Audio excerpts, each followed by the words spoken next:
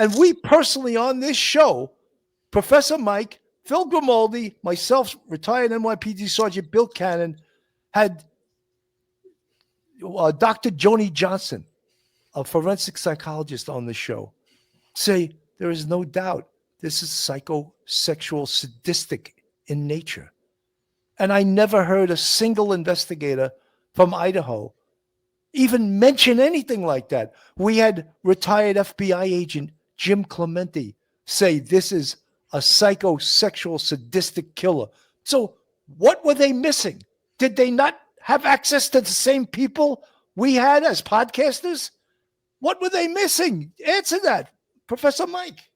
Bill, I think what they were doing, and we've alluded to this before in the past few months, was that by playing down the amount of evidence they had against them, playing down the savagery of the attacks, playing down the fact that there was stalking, playing down that the fact that this might have been a psychosexual killing, getting rid of all that and putting that aside so the public at the time did not know about those sorts of things.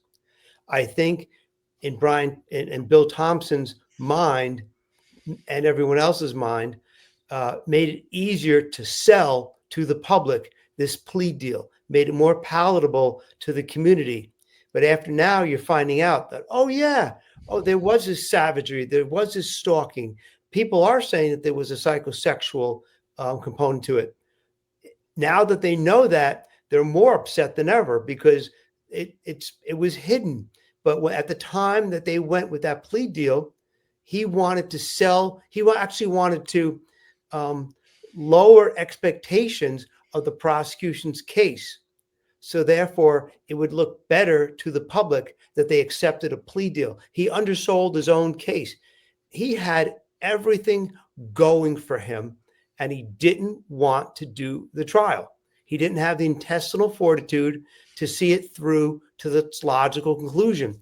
If you can't bring this person to trial with the death penalty hanging over their head like the sword of Damocles, then who else could you ever try for a capital murder in Idaho? Who else would be more deserving of the death penalty than this person? And so by playing it down, accepting a plea bargain in this case, folding like wet cardboard, he's kind of set precedent and lowered people's expectations, lowered citizens' expectations, and therefore you get another case where one or two killings. Nope, this is we're going to plead this. We're going to plead this. This isn't going to be a capital case, and so he gets rid of that issue, and that's sad because despite whatever he may think about the death penalty, he had a duty after that person was indicted for murder to go for the death penalty in his case because it fit several of the grounds for asking for the death penalty, and he folded, and he should be ashamed of himself. Mushy Mystic from the chat. My opinion on these facts is that Bill Thompson stuck to evidence and what he could show with proof rather than alleging evidence of cyberstalking in sexual nature, which wasn't borne out. Mushy Mystic, I disagree with you. First of all, he got a plea. The guy pled guilty, right? So Bill Thompson had a royal straight flush. He had 4 aces in his hand. So he never had to try the case. And he had a boatload of evidence. That DNA on the knife sheath was the smoking gun. It was the smoking gun. So when people say, there was tons of evidence, digital evidence, the video evidence of the Hyundai Elantra canvassing the house prior to the murder. The fact that we alluded to before that he turned his cell phone off and then back on again. That is a lot of evidence. There's more. There's tons more. But to say that he was just going to stick with the evidence, he didn't have to stick with anything. He didn't try the case. And he had all the evidence that he needed. So I don't want to, I just get a little annoyed at this in the fact that, they're really, I don't think they're telling the truth. I really don't. And to me, one of the biggest pieces of evidence that they're not telling the truth is right here.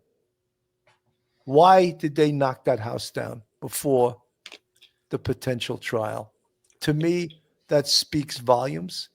And that speaks a mistake in the prosecution. And I think the pressure from the University of Idaho to knock this house down was overwhelming.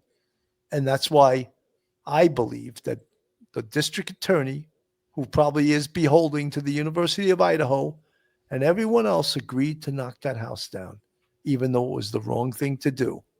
Phil.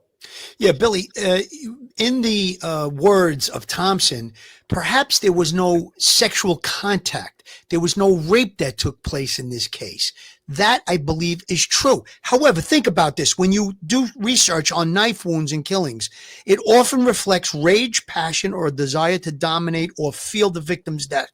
Symbolic penetration, it's psychologically stabbing, can have sexual or aggressive symbolism. It's a method that involves repeated thrusting and physical exertion.